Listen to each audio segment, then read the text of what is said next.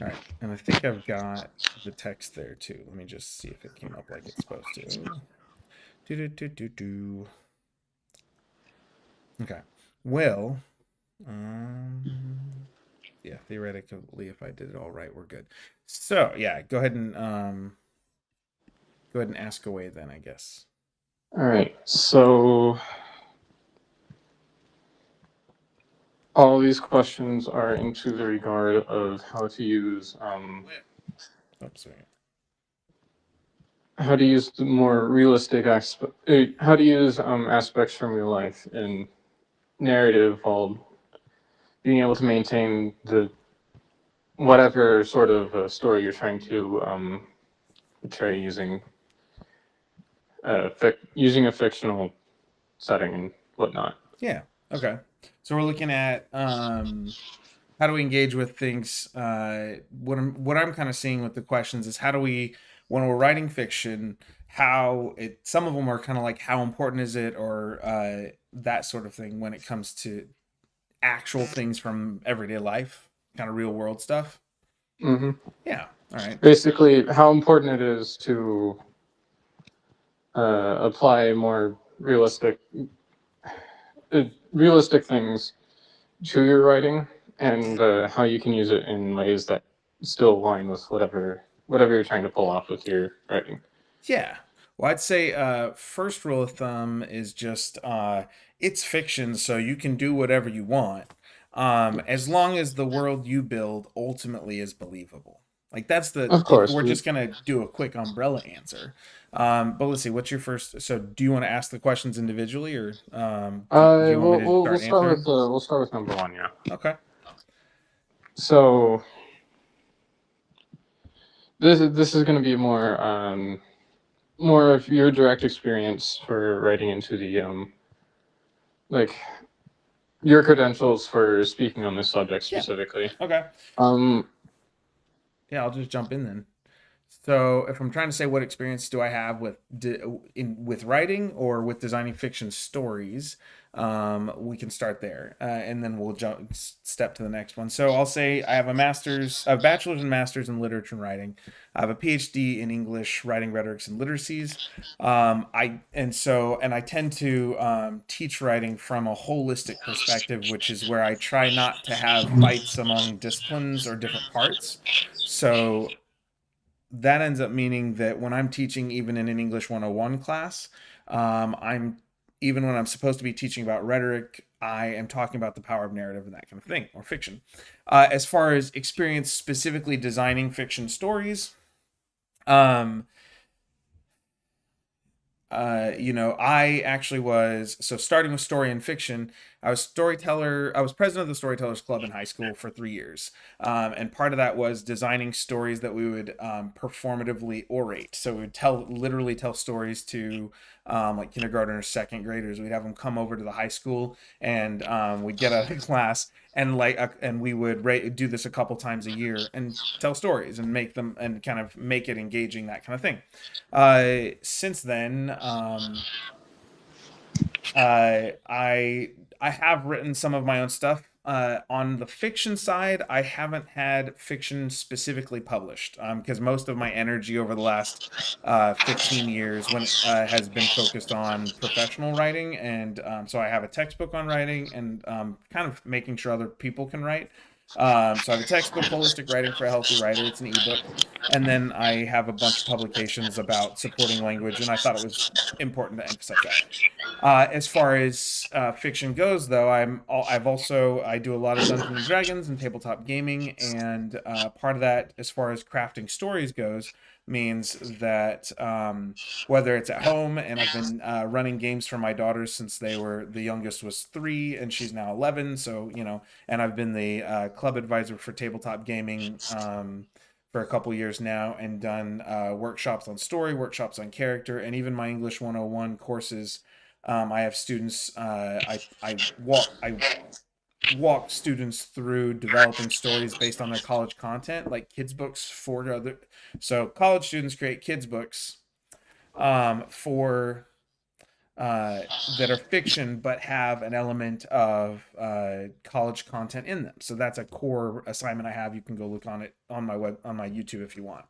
But so those are some of the core experiences. I've been doing that assignment with students for years, and so that's been a lot of fun. And that's not just narrative, but a lot of other things, and incorporating this idea of like the nonfiction or the college content, the facts of the world kind of stuff. And so they'll do that with like chemistry or math, or any other subject sometimes that they're in. And so yeah, that's part of that. That's the Mhm. long answer, or maybe that's the fast answer. I don't know, but Long and fast. Um, yeah, any amount of writing experience, any type of writing experience is good, yeah. but particularly fantasy. You are a experienced DM in D&D, as you have said. And in that regard, I also wanted to ask, how much research do you put into while creating like the usual settings that you set up for your campaigns and all? So I'll say it's complicated because if you don't know anything, you have to do a lot of research on a specific topic. If you have a whole lot of education and are in an excessive way, sometimes things just kind of play out. And so sometimes my world building has a ton of research because I nerd out about something. Most of the time what actually happens is I learn something that I'm intrigued by in the real world, and I try and I'm like, ooh, this will be fun to work into a story. So for instance, I co-taught English 101 or 102 with an intro to chemistry class for years. And so part of that was where the chemistry for kids book project came from. And as I did, I learned about things like reactivity among chemistry elements. And so if you want to see me work that into a game, so I took the college, I was sitting in the college class taking notes as a good student and also kind of heckling him, the other teacher. But also talking with him about like, okay, well, what are these principles and how does reactivity work? And like, what does that mean in your house and all that? And so what I ended up doing was, based on some of the things I was learning in the chemistry class about the periodic table and the elements, I decided to make a whole like mob family of frog people. If you go back in my ethereal campaign, which I streamed, I think this was about maybe 9 months ago, 10 months ago, and I worked in this mob boss who was like Big Frankie, and he was supposed to be based on Francium, and so I kind of had his lieutenants down to his like basic minimum entry stuff based on the chemistry periodic table. So I worked up the elements and said like the players engaged with some of his lieutenants and had lore about his whole family or his mob network based on how reactivity works and the chemicals in the periodic table worked. So how much research goes into something can depend on what you're actually trying to do. What I try and do is fill up with fun things no matter what and get to know the world around me no matter what. And then as I'm telling stories, cool things come out.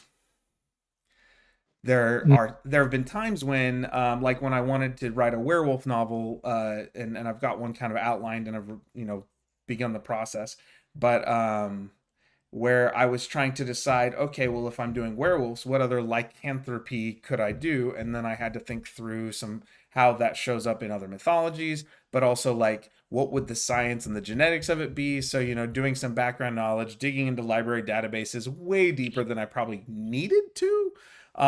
Looking up Latin root words for the names of different types of creatures, like lupine versus what is it? Now I've lost them because it's been 18 months on that one. But I have a list somewhere of like 10 of the Latin roots for different types of animals, and so what kind of creatures. So trying to build the language of it. Does that get at the question a little bit?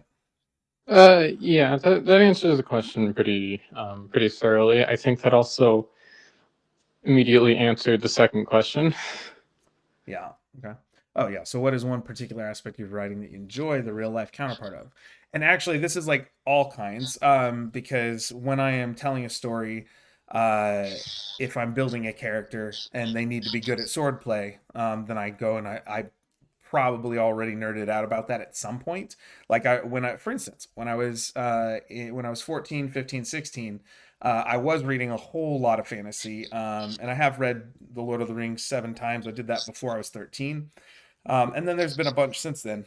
But I got really excited about the Society for Creative Anachronisms. They're the people in high school. They were the people who did the LARPing at Ren fairs, and I just thought it was really cool. So I dug into like how do you make armor, how do you make leather armor, if you wanted to make it at home, that kind of thing. And so then now that influences.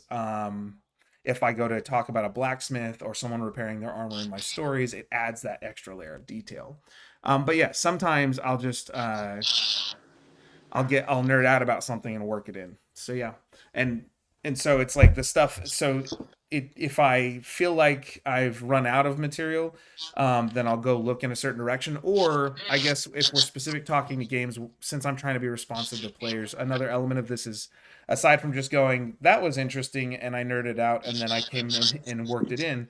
If I know my players are into something, like one thing especially with new players that I'll do is I'll go, what's your favorite TV show, what's your favorite movie, what do you like to read, and that'll give me a sense of like what kind of stories they like or what kind of elements of stories they like.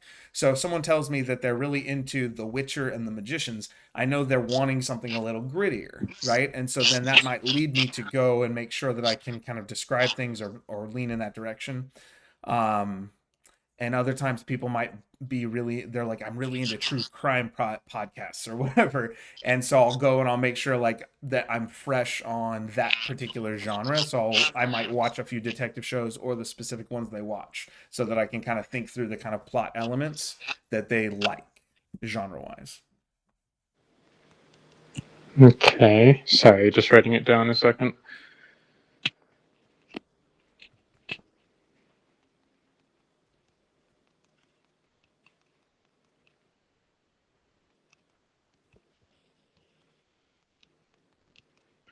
Okay.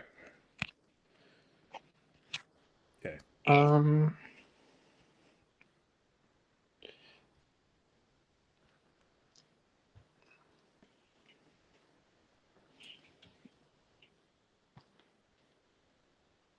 Sorry. No worries. But yeah, I'm having a hard time responding. It was a lot. I understand. Yeah. And I'm recording it, so you can go if you want to go back and check my response and kind of process it. That's totally fine. What does it make you think about as I'm sharing these weird things that I do? Um. I just think it's neat. It reminds me of how with a character of mine, they're using a great sword at the moment. So one of the things that I did was, for future reference, whenever I play them again, um, one of the things that I did was I looked over like a video about a person going through like basic greatsword training, Mm-hmm. and it was really interesting to watch. And seeing it was like seeing it put a whole bunch of words into my head that I probably wouldn't have gotten off of reading it. Yeah. It Yeah. is like elegant and beautiful, so it's like, Well, and that's really cool. So kind of riffing off of that, how do you know the rough weight of a normal greatsword? oh yeah, they're not as heavy as most media would portray them as. They're like 4 pounds around. Well, so this is what I would do. This is how I like, if we're talking research, like there's two types of research, right? There's primary and secondary research. Primary research says I experience it myself or I gather the data myself. Secondary says I go see what other people said about it. So if we know that a great sword is usually 4 pounds, and maybe we go a little higher and we want to like say, okay, well, what if I'm like really overdoing it? And maybe it's 10 pounds. But since swords are supposed to be balanced, this is what I would do. Actually, I'm going to go 15. So, even though that's excessive. So, if I would literally go over here and I get like, if a sword is balanced, pommel, and then maybe it's long, but it's supposed to be the same weight in your hand, so that it basically feels like a barbell, right? Mm-hmm. So then I would literally go and swing and say, what is the strain? Like, so if I'm like, okay, I'm supposed to be like swinging this thing, and like I'm not necessarily giving an uppercut, but I might look at like what muscles play here, right? What parts of the body get strained, so that if I'm trying to like if I'm in D&D and trying to write about exhaustion or something, it's like which part of my body is going to be most like worn out by doing this motion over and over again. You know what I mean? Yeah. So sometimes that's part of the very real just experiential part of it. Like, how would you describe that? And it's like, well, trying to figure out like, what does it take for me to get out of breath? Am I a generally physically fit person compared to the character? Or am I, is like, if a wizard picks up this sword because it's the only weapon, are they going to get worn out faster? And so it helps me kind of think in a real practical sense, in an experiential sense, which is really what a lot of narrative is about. And that's part of the fun of researching things in the first place. So, Yeah. From what I recall, great swords are supposed to be like, or at least swords in general, are supposed to be balanced at the hilt, I think. oh, so okay. So yeah, so Are like they? right here, if it were a sword, it'd be like right on this, like I should be able to hold it right there, right? Yeah. Yeah. So yeah, if you need something close, I mean, you can always try and manufacture your own or go find something that's close to that kind of build. The other thing is like if you want to know like whether it's if you're more interested in say the sound it makes, you might go get a piece of rebar or you might go find a piece of flat steel and use whatever you have accessible to go like what is this about the right, and try and use a couple different ways of experiencing to get a feel for something like that. So Basically gathering firsthand references for your yeah. writing and all.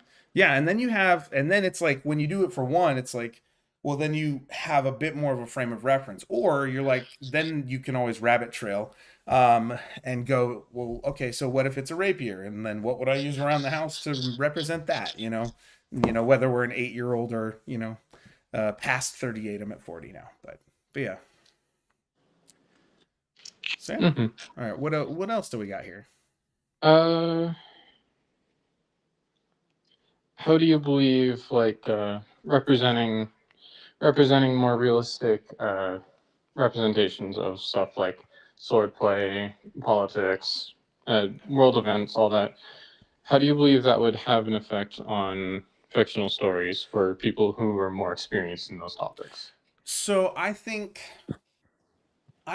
if you make the thing make sense in your story, you're gonna be okay. And but I will say there's if you really want to grab an audience, a specialized audience, you handle the things they care about um with intense respect. So if you want your book to be absolutely accurate or as accurate as possible, maybe absolutely is the wrong way, but if you want it to be something that a specialist would be able to engage in, what you're actually doing is you're saying, here's my target audience.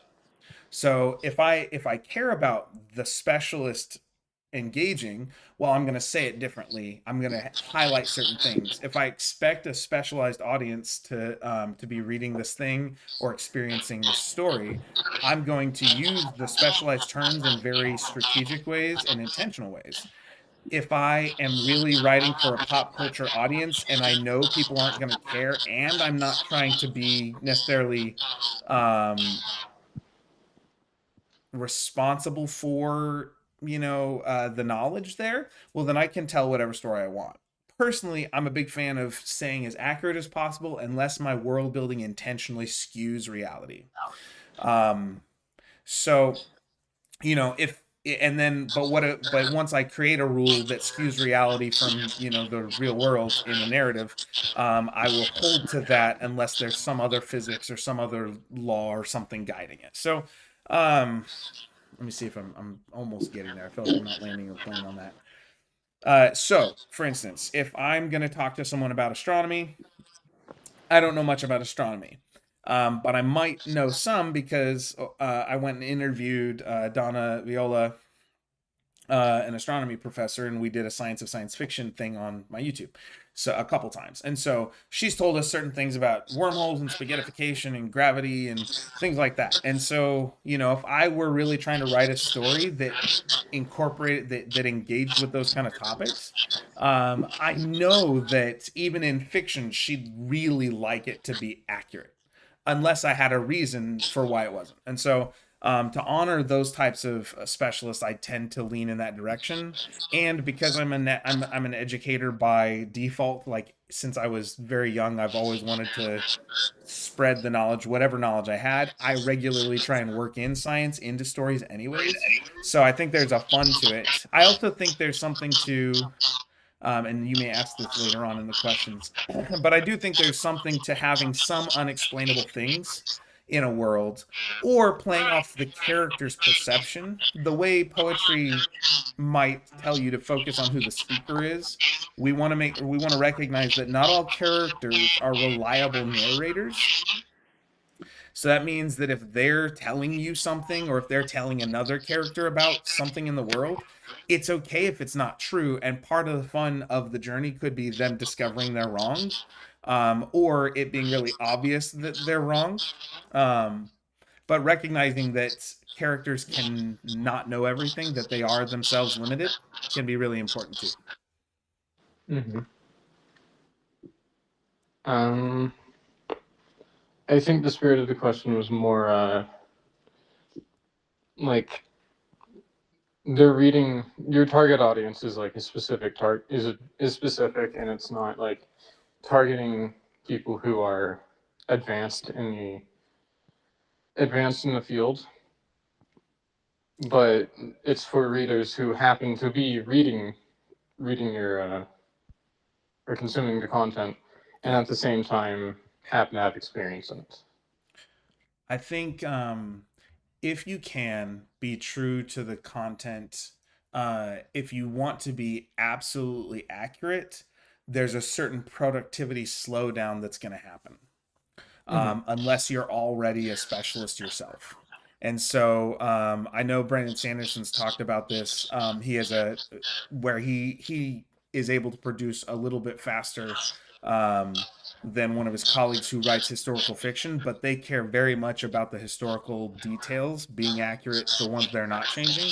And so part of that means that they publish only every couple years, but they're really solid, really good, dense publication books and stories. And so there's something to be said for that. And excellence in any area is going to be something that is going to, people are going to appreciate. So generally speaking, I lean in the side of accurate unless you need to change it. And so, but also there's the practical side of writing that I can't necessarily research every fine-tuned detail, but it might matter, and if my characters would know, or if it would be something obvious because of how the story's built or the way I'm engaging with an object, I'd probably want to know that. So if I'm talking about swordplay and stuff in a book, and I talk about one of the blades breaking, I don't necessarily have to acknowledge that the maker of the blade was lower quality, but I could if I'm trying to say, and I could go into, they, it maybe that blade was, maybe a character saw a blade being forged, and saw that they had only had that they quenched it after only one fold over or whatever, and that would tell me that it's not as strong a blade because it didn't get folded over and folded over and folded over like Damascus steel would, you know. And so Mm-hmm. if that's something I have in my back pocket, cool. I can't account for everything I'm ignorant on. And some things there will be someone who reads who knows that I don't. And I think there's sometimes we can be overly, critical of writers because of something that we know about and maybe they didn't. If I go to talk about, cooking a certain way, and I'm going off of my experience, I try and stick with what I do know. But I also, it's very possible, someone who's cooked a lot more than I have may have a better understanding or may use different words and not like how I describe it. So it's one of those things where there's a little bit of an onus on the reader there's a little bit of responsibility on the reader, and the writer can kind of choose to what degree they want to take responsibility for real world knowledge getting embedded in to a story. If you're staying within what you do know, and when you step out of it, it's clear that you're creating, you're going to be closer to being responsible. Um, if it's something that someone misunderstanding could really get them in trouble, like poisonous plants or something like that, well, then you really need to make sure you do the thinking on that, just in case. That's fair. Of course, not every detail has to be like aggressively on point, and Yeah. you don't have to get everything correct 100% of the time. Yeah. But basic levels of research. Especially for specific plot impactful items or Yes. character impactful items.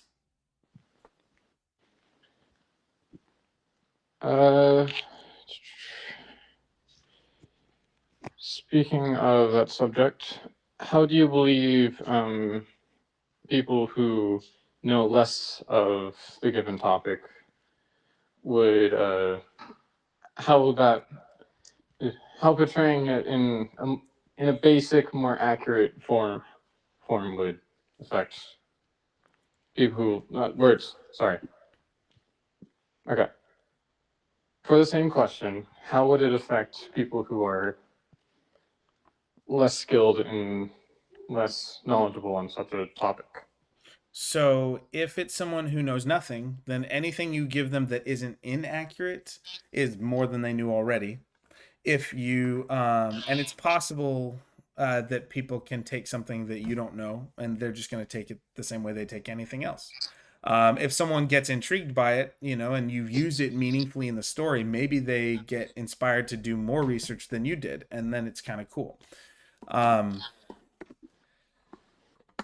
But it usually, if someone knows nothing about the topic, that part of the story isn't the relevant part of the story, or it inspires them to go learn more about the topic. So if you use so if we're talking about fantasy novels and we use a description of a certain type of fashion and whatnot, and we don't know, we might talk about a corset and somebody has no idea what that is because they haven't learned about Shakespeare or anything. They don't realize, well, one thing I can do is have the character experience that. So it could be, it could be a lady in waiting comes and tightens up the strings on the back of this lattice cylinder that squeezes the waist of the female character. And then I can have the female character like feel lightheaded and talk about like the experience of it. That's going to give someone really meaningful knowledge. And I can do that without actually naming it a corset or whatever. Alternatively, I could just say, if someone's not interested in that, they may be more focused on the dialogue about a relationship than they are this little side point. Does that make sense? Mm. So someone who doesn't know anything is less likely to respond to something they don't know. If they know the parts they do understand or do know or get engaged by, they're more likely to be drawn to. And if you're in whatever the case, how you present knowledge, it shouldn't, you don't want to just present facts as facts. You want to show, not tell anyways. So that's a core principle about writing. Okay.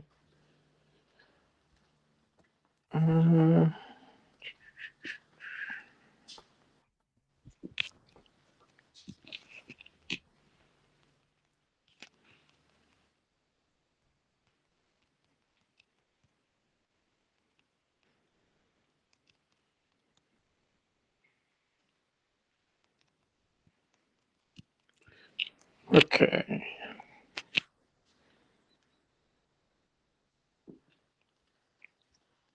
On for the next question then.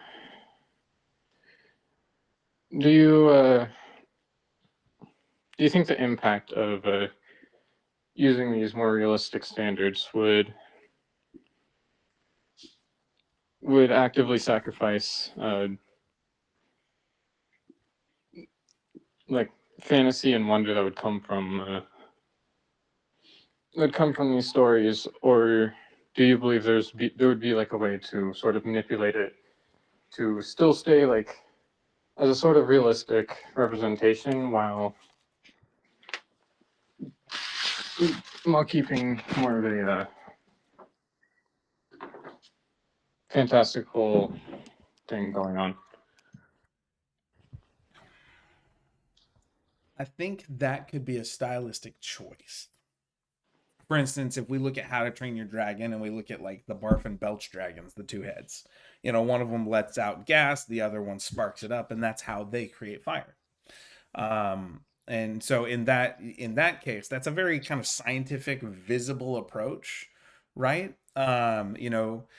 And so if our goal is to, if we're looking at the character in How to Train Your Dragon, that's like Hiccup, he's an inventor. He's trying to use the Book of Dragons or whatnot, that his tribe or ancestor his family's left, and he's kind of leaning into kind of the scientific nature of things. Well, then that's going to be something that is relevant because, the difference between Barf and Belch and the two-headed dragon, those sort of two-headed dragons versus a Scaldron that has some ability to heat up water, or the Gronkle that literally eats rock and turns it into molten metal and that kind of thing.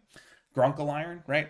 And so if we're looking at those sorts of things, there's a science to them and how things work in that makes sense. And then there's some mystery to, like, we have one very clear scientific principle, and then we have a slightly and then we have a slightly mysterious side of it. It's like we still don't know how they get flammable gas.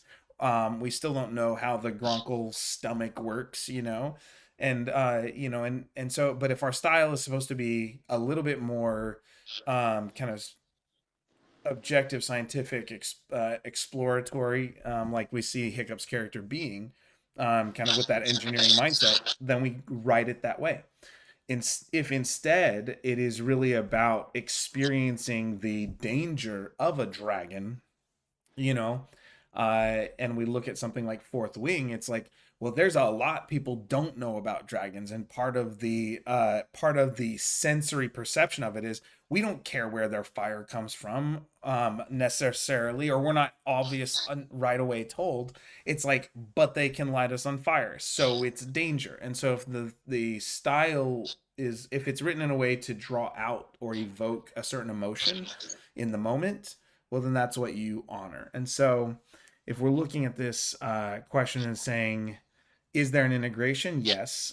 Is there something we sacrifice the more we lean into fantasy? Yes. It's always a trade-off, because there will be some readers who want to know how everything works, and everything has to have a logic, and then there will be some readers who do want a sense of wonder, and they are trying to get a certain experience. Some will have a sense of wonder because of how you've laid out the world building or the science of a thing, and how well it might connect to real world principles. And then other people will be drawn in by the mystery of it. And so it's one of those things that it's there should always be a little bit of mystery, and it's always nice to have kind of a bit of explanation too.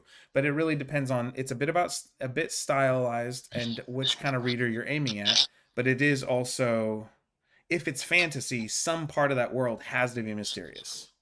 It's not fantasy if everything is understandable. Then it's just science fiction. And even then, it's like there's a reason why we might argue whether Star Wars is science fiction or fantasy. It's in space, but they have lightsabers. The Force works, but we don't know exactly how it works. We don't know how people make the things, unless we dig really deep in the lore, possibly, and watch every season of Clone Wars or something. But it's like the movies of Star Wars are really more fantasy than science fiction, even though they have spaceships. We don't really know how any of the spaceships work, but the wonder of the Force is the focus. Science fiction, so that's where genre plays in. So we have readers, the audience always plays is a factor, and then genre plays a factor. And some genres emphasize wonder, and some genres emphasize the technology, science, and the mechanics of it. Um, and so those are factors we want to take into consideration, plus just what we like, because we're writing it, we want to write a book that we like. So Sometimes we are really detail oriented, and sometimes we want to evoke a sense of wonder. So that's not a straight answer. It's a little bit of both. Mm-hmm. Um, I was kind of more thinking on the realms of using using what reality has to offer, what reality portrays as sort of a building block to built into the fantasy. Okay. Like again, how certain medias portray great swords as just big swords that you lug around, when in reality they're very nimble and space controlling weapons that can be used to do some pretty cool things, and you don't Hmm. often wear heavy armor with them. So in that regard, um, maybe if you're looking for a heavy character, you don't give them a great sword. You maybe give them something more, uh, even better. If you're looking for like a bodyguard character, you could choose a great sword, which are very well known for very well known in the past for being a weapon for bodyguards and general mercenaries like that to have. And you can also spin fantasy on top of this to have like certain magics that like maybe extend the length of the blade to make it more efficient for covering ground, Yeah. stuff like that. Like So just use use what exists in reality, at least on a basic level, to and then mix that with the fantasy of your world in order to sort of build off of those ideas and put like a baseline knowledge level for any reader. yeah. Okay, so I think well there's a little bit there. Um and so part of that has to do with like the author's knowledge and then the character's knowledge. And so if part of what you're trying to do is emphasize the power of a great sword for the character and a character who knows, you can use what's great. What I hear you saying is that I have this knowledge about great swords. So I'm going to design characters who maximize that knowledge I have because that's how they're supposed to be used. Then what can happen is your knowledge of great swords becomes a way to also better engage with characters who wouldn't have that knowledge. So then you can set that up in a way that's kind of meaningful, or who don't have the skill. So if a great sword should be used a certain way, and that's how masters use it, well, now you have a way of revealing that something about the character through the knowledge you have, if that makes sense. So I do think there's a way to integrate the realistic side of skills, and in fact, I love doing it. I love finding because that's what makes characters stand out. Um, and so again, if there's what you don't sacrifice, it's not in either or because you don't necessarily sacrifice fantasy or the wonder of the scene just because there's real world knowledge being used. It just depends on what's the real world knowledge in this scene and what's the sense of wonder coming from. So someone who if we're setting up, like you said, a guard character who knows how to use a great sword and they're using it to control the space, and something about the person they're fighting is making that hard, they're extra fast, they seem to be able to move from one space to another. Well, now we've got a sense of fear and wonder because the thing we do know and the character is clearly masterful and they're using it the way it should be used. Something's not working, their mastery isn't gaining an advantage. Well, then we know it's a way of building out who the enemy is too. Does that make sense? Mm-hmm. So if the knowledge anchors a scene to reality, that we have, it also allows us to counteract the knowledge with some other force that we don't understand. The same way someone who sees an airplane flying in the sky, who only knows about gravity, is going to have a sense of wonder because they're not they're defying gravity. To quote It's again, contradicting what they already know about things not being able to yeah. And just stay in so the air. and if there's knowledge, whether from the real world or in world building that's established, then that becomes something that we can riff off of and break, because just because a character knows it doesn't mean there's not some other factor, and that unknown is where we get fantasy and wonder and that sort of thing. Mm-hmm. Um,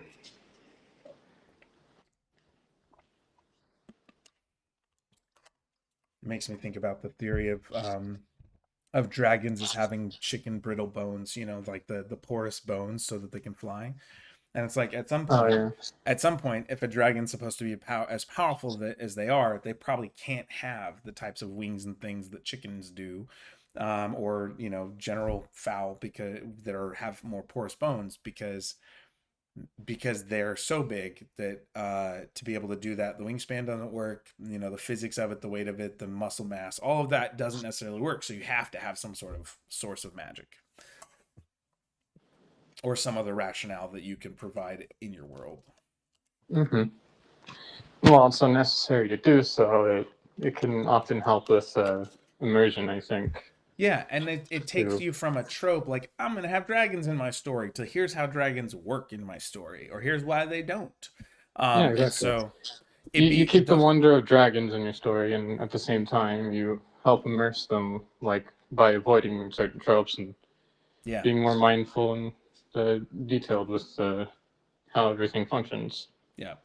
For instance, like one thing that isn't always talked about in fantasy, especially if there's lots of dragons, is where are they eating? You know, what are they eating?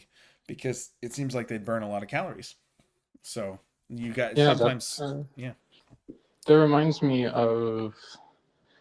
I don't remember what exactly it was. I've only heard it in passing, but I heard of a story where they had like dragons, and what they would do is that they would actively eat like rocks, and these rocks would contain certain minerals that would allow them to produce flammable gas and breathe actual fire. Mm-hmm. See, that's fun. And what that means is that their digestive tract has to be super tough if we're following that logic. They have to have a digestive tract and process that can literally, you know, melt away and draw nutrients out of rock, which means you would never, you'd have an adventurer wouldn't jump in and be able to immediately slice away, kind of like is it Drax and Guardians of the Galaxy 2, maybe? Mm-hmm. You know, he jumps into the middle. It's like it's the same toughness from the inside, or that whole thing. So, Yeah. you know, it's like that. You see, if you establish that as a rule, then if you break that, then you've changed the physics of the world. There's something you've said. Okay, they can eat and digest rocks, but when people get in there and try and escape out, they're totally fine. You know, so that's where it's like you have to think through the logic. But having something Yeah, like that, you can even um, use stuff like that as a sort of plot line or some sort of foreshadowing. yeah, and it has to do, and so it's a story continuity question. It's like, am I choosing to break continuity because I'm trying to introduce a new element, and am I doing it carefully? Because how you do it matters. Am I preparing the reader to imagine a world where maybe my understanding's incomplete, or am I owning that and trying to make that more the thing? Like, okay, so dragons can eat rocks. Do they eat anything else? Is that why they don't eat people? If dragons can eat rocks, they might be domesticatable like a cow because they no longer are a predator of humans. Mm-hmm. That makes sense. I don't know if they only ate rocks. I don't think they extracted like extracted actual nutrients from them. From what I recall, it was just like set into a pouch where they to set it set within a pouch within their body Hmm. to do certain chemical processes, and then they have an actual stomach that processes food. Yeah. Yeah, and if you know of any sort of creatures in the real world that have, if you know about animal digestion or animal musculature or whatever, you can use those principles in, and then someone who knows that is going to geek out. I went to the Tucson Comic Con a couple years ago. I want to say 2023.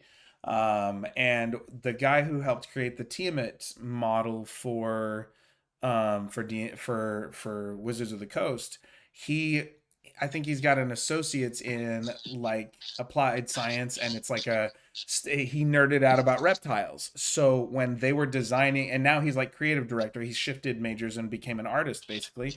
And because of his love for reptiles, he's like, reptiles would have a muscle here. We should really have a muscle here. And so someone who knows is going to be able to enjoy that, and people who don't just think it looks cool, or it has it makes sense from an intrinsic or like unstated standpoint. Like it just feels right, you know.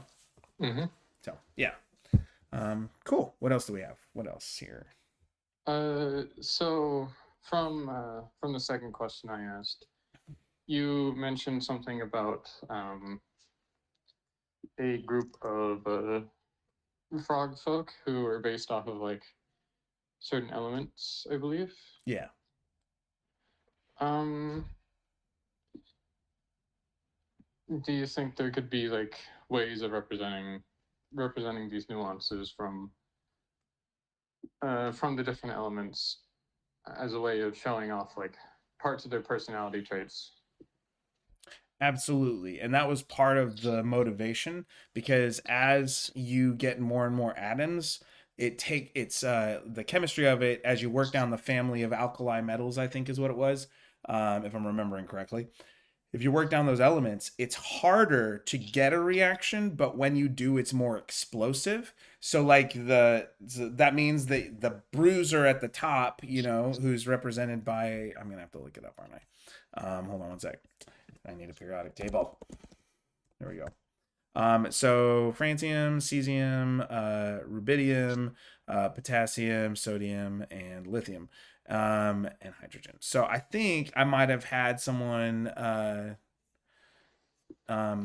who was supposed to be representing, maybe, yeah, I can't remember. Maybe it's Ruby was one of them on there, and she was calm until she wasn't. And they never actually explored into who Big Frankie was and didn't get to interact. But like the lithium character or the sodium character, um, they were supposed to be more reactive, but less powerful. And so they're this kind of bruiser guy, and you get to meet them. You can beat them up or whatever. They have some things that challenge the characters, but nothing that's scary. And then the idea was like, it was possible that they could have sequenced out and worked their way up the food chain. And the biggest mob boss, Big Frankie the Frog, he'd be super chill, but when he wasn't, he could dominate violently and powerfully. And so absolutely, that was exactly the principle behind it. And so I like to use, and what can be really good to distinguish characters is any system you have to create that distinction becomes really meaningful, because if you any system you have for memorizing or for having mnemonics to help you walk through characters, it's the same, is useful and can be used for world building. It's the same reason why we name our streets after presidents in order, or after different types of trees alphabetically, like that kind of thing. Like for the same reason, you can go and use that as a system to build the next NPC and make sure they're distinct from the one that came before. So if you're working down the list of, you know, fruit trees and trying to build characters based on them, you may not call this character Apple, but you might say Manzana, like, oh yeah, or this is Mancy, and he's, you know, in my head I'm going, he's based on an apple tree, because Manzana is Spanish for apple, right? I'm pretty sure. And so if I'm like, okay, Mancy over here, you know, he's kind of a sweet guy. You know, he's got really smooth skin. And you know, maybe I decide he's like a red apple.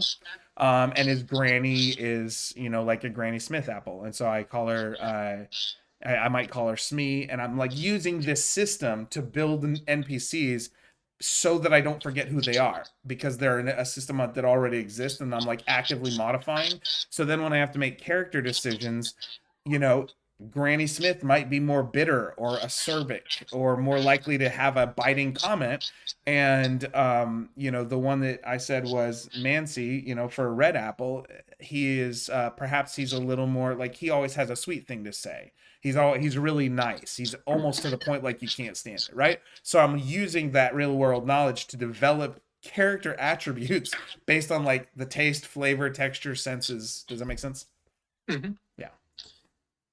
Yeah. Yeah, that's mostly what I meant. Just gathering I'm almost gathering key points from the references and putting them into the actual character pieces, or doing the reverse and finding things that would represent the character that you want to create and integrating that into who they are. Yeah. And everything and all writing is a lot about synthesis. And so we can get inspiration from all these kinds of things, which is part of the fun of it, you know. To do a whole tribe of apple people and have each of the characters each of the main leaders be a different type of apple. Nobody may know you actually did that until you talk about it after the fact. You know what I mean? Yeah. So, or if they research into it themselves, which can often. and if you've done the writing well enough, some of it won't. Like they'd have to, like if I built that into, if I the reader doesn't necessarily know where my inspiration comes from. If I'm doing the writing well, it will just feel like such a distinct, authentic character that it just, for some reason, it fits. You know? Mm-hmm. Um.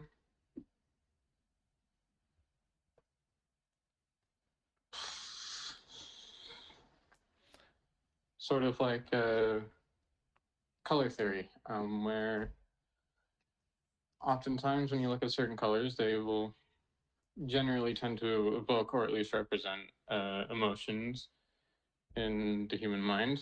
So characters who are maybe like cooler and colder in color would be more calm and collected, at least in at least something you could do to make sure characters feel authentic Yeah. without Yeah. without saying like, and help portray what characters are like without saying it outright. Well, and sometimes it's subtle. Like it's like when you're going to describe a character and you're trying to, the party's all nervous and stressed and thinking they're in a place. If it's in a D&D thing, maybe you've got a party that is a little more questioning, challenging, distrusting, and so maybe you try and signal that someone's calm or trustworthy because they're wearing a blue tie, right? And so you don't always explicitly say blue means calm, but you may describe a character based on common associations like that and those kind of knowledge, world things about the world. So yeah, Conditioning as well is a very good way to employ that tactic too. yeah, and it's still leaning into the showing versus telling. So just having a sort of consistent near unbreakable rule, which you can break sometimes, but as long as it's not like too much. Yeah, and it's like, and if you establish a pattern of like four characters who, the angry one seems to have, maybe they don't realize that the hot-headed one is the one with the red hat right away, but you describe it as red hat, and then maybe a couple minutes later they realize that rage comes out. Well, okay, then it's subtle and it's distanced so that it's not so obvious, but someone thinking about it's going to trigger something. Well, if you do that for 3 or 4 characters, then what happens when you put in if you break that pattern, sometimes that can be both good and sometimes it can throw your readers off. So that's why you want to be careful when you do it. And part of it can be a way to signal them towards something that like they make an assumption because all these other ones have been true or all these other ones have aligned, with a certain thing that they expect, and then you give something new. Sometimes that can be fun to play with the expectation. Yeah.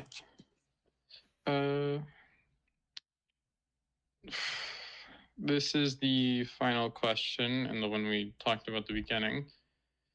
Are there any notes you would like to give to more amateur writers for doing basic research like this to avoid tropes without understanding why these tropes are common in the first place? Yes. I think if we're talking specifically about what to include in your story from a research standpoint, if you want to get the easiest thing is to put yourself in a position where you don't have to be held accountable to the real world by the things you put in your story. But everything in your story should feel authentic. And so, whatever systems you use, whatever logic you have, stay consistent with it unless you give the reader a reason to suspect otherwise. If you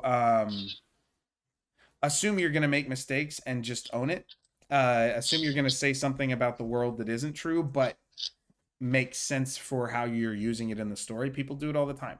But also, anytime you're doing research, you're not going to be able to see your blind spots. So always use alpha readers, always use beta readers. Don't tell them what to look for. Just see if they react to anything out of the ordinary, or if they feel, if they know, if there's any sort of unexpected response to a part of the story. They may not be able to articulate what it is, but asking for feedback in a way that's, knowing how to ask for feedback is an important skill. Asking readers if all, for places where they felt like the story was disingenuous might be a way of getting at it. Yeah, if we're dealing with research, remember we've got a spectrum. We have fully researched, and the only way to do that is to make sure you go and get knowledge and use the knowledge the way based on what you learned. So I know this is a fact because I went and read 5 research papers on it, and then I let it play out in my story based on that research. Okay, so that's one way we can do it.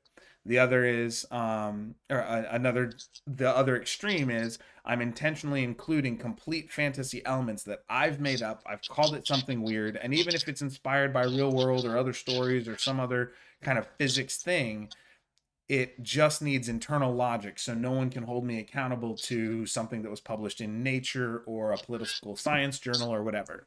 If I make up my own government, but it's basically an oligarchy, I can still decide why people would respond slightly differently in my world, or I can still work that in as long as it feels authentic.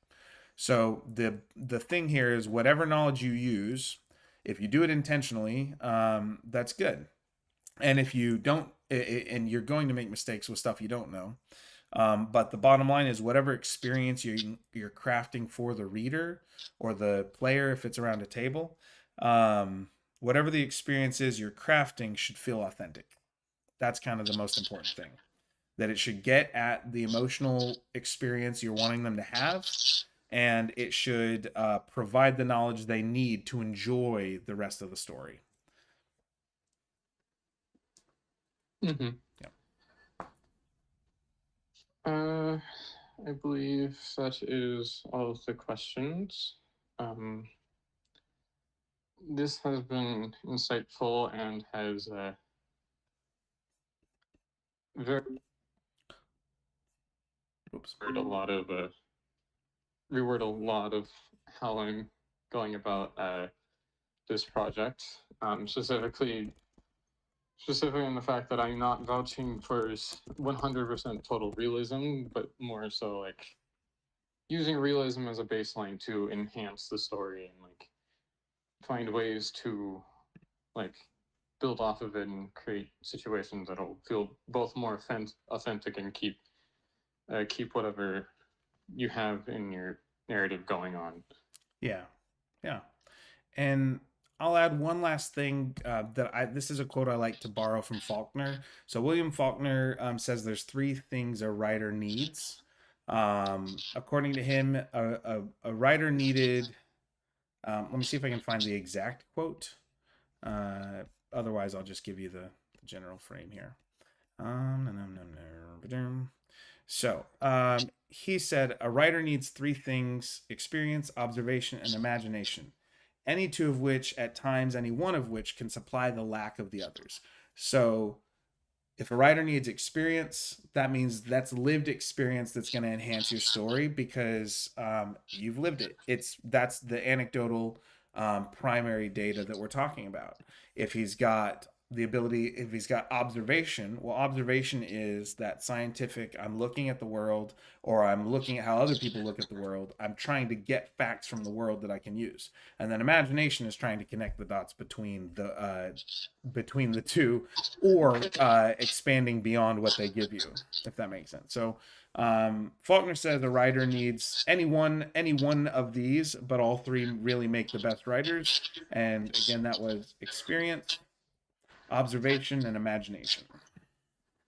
Mm-hmm. I will keep that in mind. I'll probably look it up for myself to see if I can integrate it better into the project. But in the meantime, thank you so much for answering the questions and helping me out here. Yeah, it was a blast. Thanks for coming up with the questions. They were fun to explore, so I appreciate you asking. Yeah, of course. All right, man. Have a good one. You too. Bye. Bye-bye.